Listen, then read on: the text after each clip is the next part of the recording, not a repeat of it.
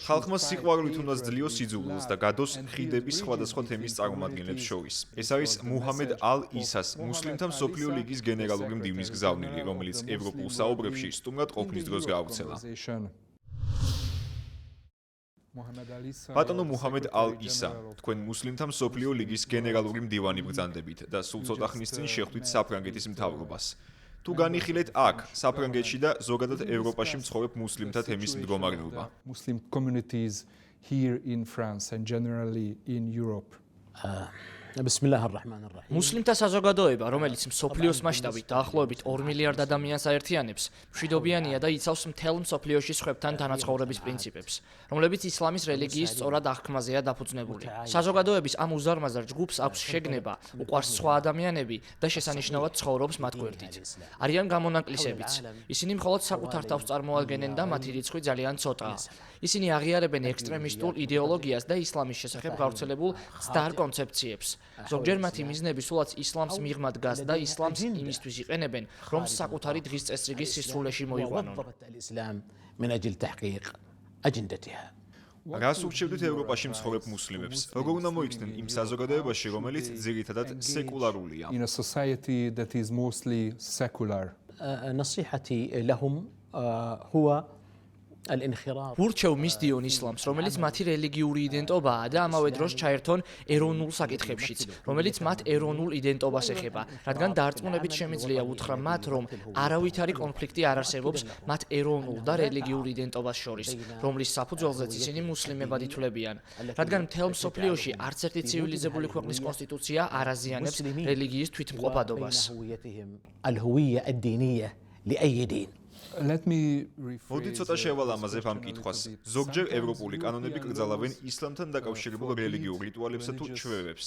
ხედულობაში მაქვს სხვადასხვა ქვეყანაში თავსაბურავის აკრძალვა ქალებისთვის. უნდა მისდიონ თუ არა ევროპაში მცხოვრებმა მუსლიმებმა აქ აუწესებს.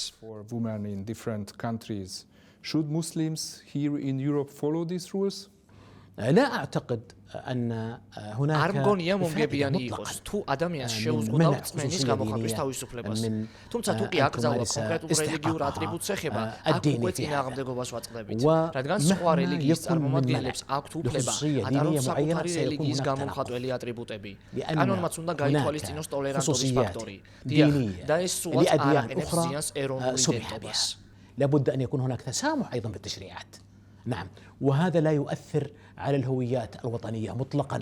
თქვენ ტოლერანტობისა და დიალოგის მომხრე ბრძანდებით. როგორ გონიათ, საკმარისად აქვთ დიალოგი ერთმანეთთან მუსლიმებსა და არამუსლიმებს ევროპაში? Muslims in Europe? لابد أن يكون الحوار დიალოგი უნდა იყოს ეფექტური, გამჭვირვალე და კონკრეტულ მიზნებს ემსახურებოდეს. ამჟამად მოწმე ვართ იმისა, რომ დიალოგის ხარისხი უმჯობესდება. მუსლიმთა მსოფლიო ლიგა ძალიან მნიშვნელოვანი აქტორია ამ სფეროში. ჩვენ გვყავს მოკავშირეები ყველა რელიგიურ ჯგუფში, რომლებიც ამ დიალოგში მონაწილეობენ, რათა დიალოგის ეს სერია იყოს ეფექტური და მიაღწიოს საერთო მიზნებს. უამრავი საკითხი განიხილეს ღიად და გამჭვირვალედ და ბევრი პრობლემაც გადაიჭრა, რომლებზეც წარსულში არ საუბრობდნენ იმ მცდარი შეხედულებების გამო, რომ თითქოს მათ დაპირისპირების ან ინტელექტუალური კონფლიქტის გამოწვევა შეეძლოთ. არადა ასე არ არის. ولكن هذا غير صحيح. გაეროში ახლახან სიტყვით გამოსვლისას ისლამოფობიის პრობლემაზე ისაუბრეთ. რა შეიძლება გაკეთდეს მის დასაძლევად? What can be done to, fight this development? طبعا علينا أن რა თქმა უნდა, კიდევ უფრო სერიოზულად უნდა მოვეკიდოთ ზოგადად სიძულვილთან და განსაკუთრებით ისლამოფობიასთან ბრძოლას. ამისთვის რამდენიმე ფაქტორია საჭირო. პირველ რიგში ეს ბრძოლა უნდა დაიწყოს ოჯახშივე და გავრცელდეს სკოლაზე. ჩაიდოს სასწავლო პროგრამაში და მერე მასწავლებელმა უნდა ჩაუყაროს მტკიცე საფუძველის სწორდამოკიდებულებას, რათა თავის მოწაფეებს აუხსნას რა არის სიძულვილი, რატომ არსებობს ის, რა არის სიყვარული, რატომ უნდა გვიყვარდეს. მთელი მსოფლიოს მასშტაბით ყველა სკოლის სასწავლო პროგრამის ყურადღების ცენტრში სამეცნიერო საგნებია. ეს კი საგანმანათლებლო საგნების ხარჯზე ხდება. თანაც განათლების ძირითადი საყრდენი სასწავლო პროგრამა არ არის. ეს მასწავლებელიცაა, რომელსაც ძალიან დიდი გავლენა აქვს. ისლამოფობია ძალიან ცუდია. ზოგადად სიძულვილია ცუდი. ყველაფერი, რასაც ექსტრემიზმი წარმოშობს, იქნება ეს ძალადობა, სიტყვიერი შეურაცხყოფა, დანაშაულის წახალისება თუ ტერორიზმი, მხოლოდ მისი ჩამდენის სინდისზეა და ეს მხოლოდ ისლამური რელიგიის წიაღში არ ხდება. სხვა რელიგიებშიც არსებობს. ليس في الدين الإسلام ليس من محسوبين على الدين الإسلامي فقط، بل الأديان الأخرى كذلك يوجد فيها. In Europe recently ბოლო დროს ევროპაში ზოგიერთ ქვეყანაში ძალიან მნიშვნელოვანი პოლიტიკური ტენდენცია გამოიკვეთა. ანტიისლამური პარტიები მომძლავრდნენ. საზოგადოების წევრებს შორის დაძაბულობა იზრდება. დარწმუნებული ხართ, რომ მუსლიმები და არამუსლიმები ევროპაში მშვიდობიან თანაცხოვრებასა და თანამშრომლობას შეძლებენ. That the coexistence and the cooperation between Muslims and non-Muslims in Europe will be peaceful. كل من ვინც კი სიძულვილსა და რასისტულ მიდგომაზე დააფუძნებს თავის საარჩევნო პლატფორმას, საბოლოო ჯამში ვერასოდეს მიაღწევს ყველა მიზანს. გადავხედოთ ისტორიას. ვინც კი ამის გაკეთება მოინდომა, ყველამ ცუდად დაასრულა. ყველამ, მუსლიმი იქნებოდა თუ არამუსლიმი. ჩვენ ყველას ვხვდებით და ყველას ვესაუბრებით. თქვენ აღნიშნეთ გარკვეული ჯგუფები, რომელთაც ჩვენ ვხვდებით. მე ძალიან ბედნიერი ვარ, რომ ბევრს სწორად ესმის ჩვენი. ზოგიერთი მათგანი მიხვდა, რომ ეს იდეოლოგია მცდარია და ჩიხში შედის. თავარია გავარკვიოთ სიმართლე. ჩვენთვის მნიშვნელოვანია, რომ გავითავისოთ ჩვენი რელიგიური, ეთნიკური და კულტურული მრავალფეროვნება. არ უნდა გეშინოდეს სხვების მათი განსხვავებული რელიგიური მწამსის ან ეთნიკური წარმოშობის გამო. არასოდეს. والثقافي وألا نخاف من الآخر اللي من أجل دينه أو لأجل عرقه مطلقا. You talk a lot about how to თქვენ საუბრობთ თუ როგორ უნდა ვძლიოთ სიძულვილს სიყვარულით. ეს შესანიშნავია, მაგრამ რას გრძნობთ, როდესაც ღაზის ამბებს უყურებთ? რას ფიქრობთ ამაზე მუსლიმური სამყარო? from Gaza and what does the Muslim world feel? وطبعا ما يحصل في غزة هو مأساة.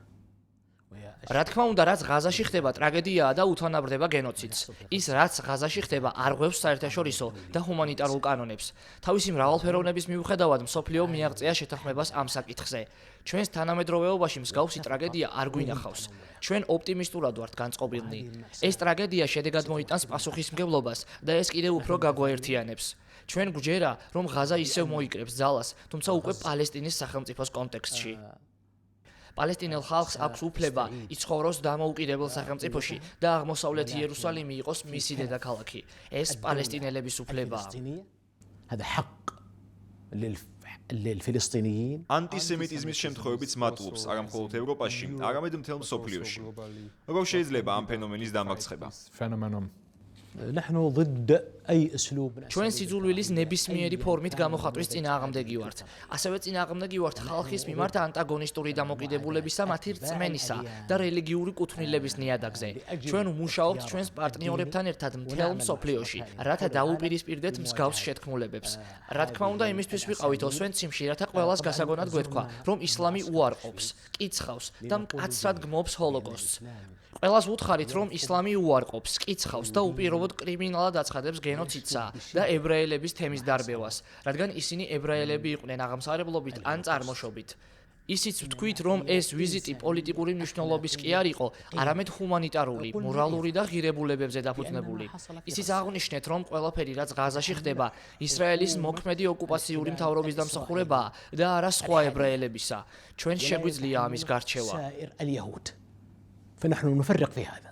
უნდა ჰქონდეთ თუ არა ქალებს მამაკაცების მსგავსად იგივე უფლებები, რომლებიც ახლო აღმოსავლეთში სკოლაში სწავლასა და სხვა უფლებრივ საკითხებს უკავშირდება. من حق المرأة كالرجل. ქალებს, ისევე როგორც მამაკაცებს, აქვთ განათლების მიღების უფლება გამონაკლისის გარეშე. იქნება ეს სკოლაში სიარული თუ აკადემიური სპეციალიზაცია. მეკას დოკუმენტში, რომელსაც ხელს 1200 მუფთი და 4500 მუსლიმი მოაზროვნე აწერს, ჩადებულია მუხლი, რომელიც ქალის გაძლიერებასა და მათი უფლებების დაცვას ეხება, მათ შორის თანასწორობასაც, თუნდაც თანაბარ ანაზღაურებას, რადგან სამწუხაროდ მრავალ ქვეყანაში ქალები ჯერ კიდევ არ იღებენ თანასწორ ანაზღაურებას. لا تحظى فيها المرأة بالمساواة في المرتبات. დიდი მადლობა პატიცემულო მუჰამედ ალ-ისამ ამ ინტერვიუსთვის. Thank you. დიდი მადლობა. ძალიან ბედნიერი ვარ, რომ შეგხვდით. Thanks so much. Shukran.